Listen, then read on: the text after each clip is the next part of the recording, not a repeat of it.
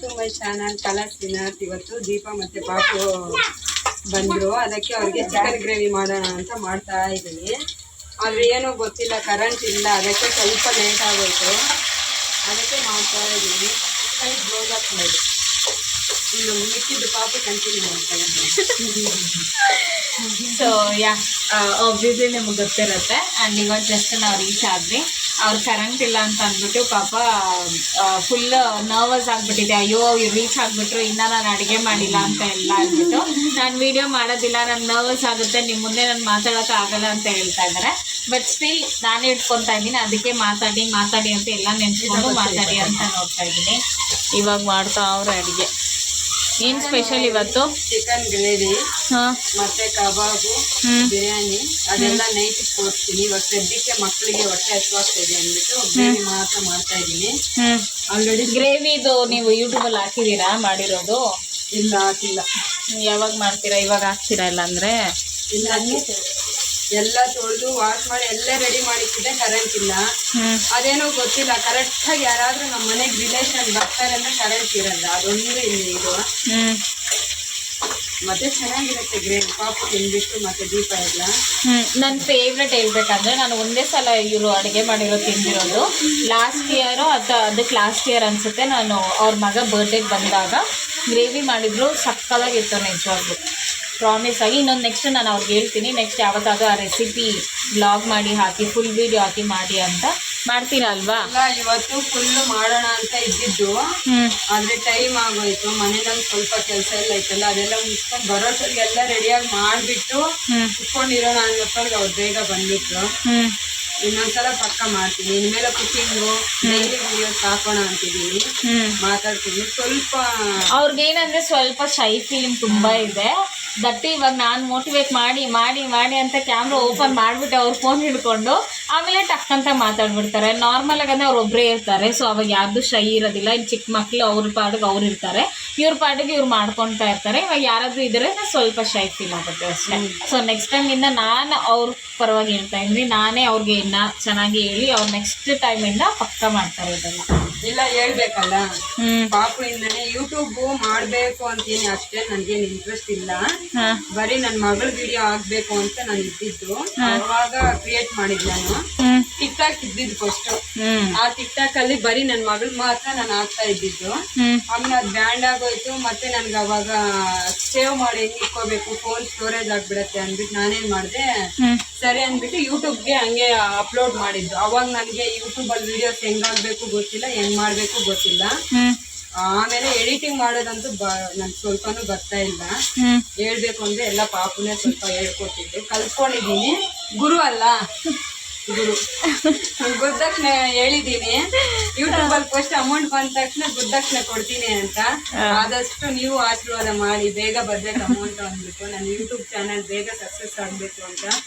ನನ್ನಿಂದ ಯಾರಿದ್ದಾರೆ, ನನ್ಗೆ ಯಾರು ಸಪೋರ್ಟ್ ಇದ್ದಾರೆ ಅನ್ನೋದು ಯೂಟ್ಯೂಬ್ ಸಕ್ಸಸ್ ಆಗಿ ಫಸ್ಟ್ ಅಮೌಂಟ್ ಬರುತ್ತಲ್ಲ, ಅವಾಗ ಸ್ವಲ್ಪ ಹೇಳ್ಬೇಕು, ಮಾತಾಡ್ಬೇಕು, ಅವಾಗ ಮಾತಾಡ್ತೀನಿ. ಅದಕ್ಕೋಸ್ಕರ ಆದ್ರೂ ಬೇಗ ಇವ್ರಿಗೆ ವಾಚ್ ಅವರ್ಸ್ ಆಗಲಿ. ಆಲ್ರೆಡಿ 1K 300 ಚೇಂಜ್ ಎಷ್ಟಿರೋದು? 1321 ಸಬ್ಸ್ಕ್ರೈಬರ್ಸ್ ಆಗಿದ್ದಾರೆ ಬೈ ಗಾಡ್ಸ್ ಗ್ರೇಸ್. ಎಲ್ಲ ಒಳ್ಳೇದಾಗಲಿ. ಆ್ಯಂಡ್ ಆದಷ್ಟು ಬೇಗ ವಾಚ್ ಅವರ್ಸ್ ಆಗಲಿ ಮತ್ತು 10M ವ್ಯೂಸ್ ಆಗಬೇಕು. ಬಿಕಾಸ್ ಏನು ರೂಲ್ಸ್ ಇದೆ ಅದು ಪಕ್ಕ ನಾವು ಫಾಲೋ ಮಾಡಲೇಬೇಕಾಗತ್ತೆ.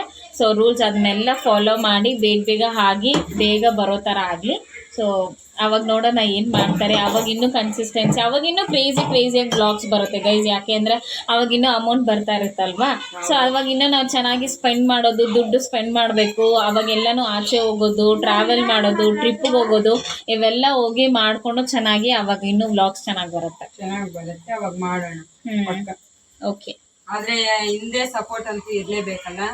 ಆಲ್ಮೋಸ್ಟ್ ನನಗೆ ಅದೇ ಸಕ್ಸಸ್ ಆದ್ಮೇಲೆ ಪ್ರತಿಯೊಬ್ಬರ ಬಗ್ಗೆನು ಒಂದೊಂದು ಹೆಸರು ಹೇಳ್ಕೊಂಡು ಅವ್ರು ಯಾವ ತರ ಸಪೋರ್ಟ್ ಮಾಡಿದ್ರು, ನನ್ಗೆ ಯಾವ ತರ ಅಂದ್ಬಿಟ್ಟು ಅವಾಗ ಹೇಳೋಣ. ಅವ್ರು ಆ ಒಂದು ವಿಡಿಯೋದಲ್ಲಿ ಅವ್ರಿಗೆ ಗ್ರಾಟಿಟ್ಯೂಡ್ ಆಗೋ ತರ ಅವ್ರು ಮಾಡ್ತಾರಂತೆ ಅಷ್ಟೇ ಅಲ್ವಾ.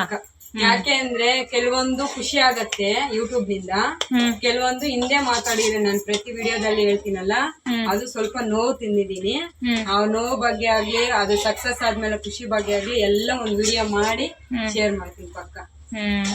ಆದ್ರೆ ನನ್ಗಂತೂ ಫುಲ್ ಸಪೋರ್ಟ್ ಮಾಡೋರು ಇದಾರೆ. ಅದೆಲ್ಲ ಒಂದು ವಿಡಿಯೋದಲ್ಲಿ ಇದ್ ಮಾಡ್ತೀನಿ.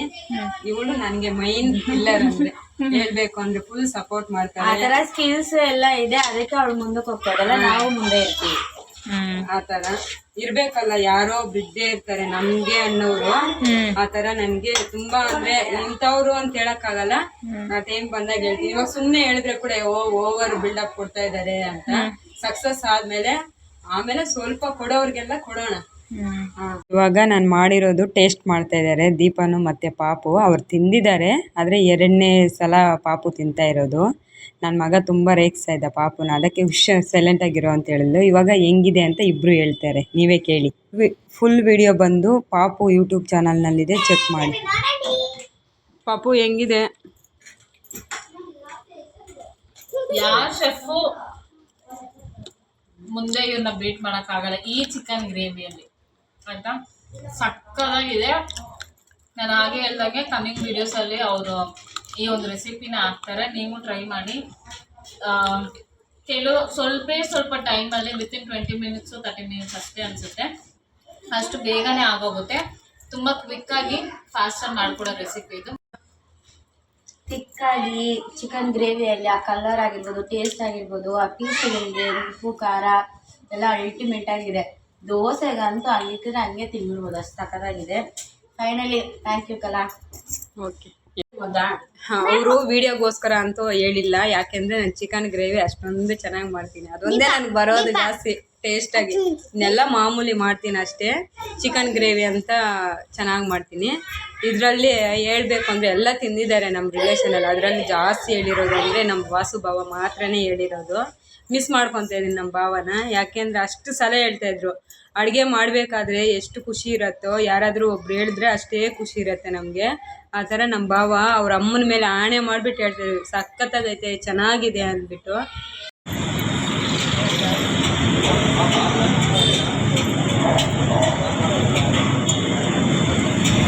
ಹೆಂಗಿದೆ ಹೆಂಗಿದೆ ಬಿಸಿ ಬಿಸಿ. ನೋ ವರ್ಡ್ಸ್, ತುಂಬ ಸಕ್ಕತ್ತಾಗಿದೆ, ಸ್ಪೈಸಿ ಆಗಿ ಅದುರ್ಸಾಗಿದೆ.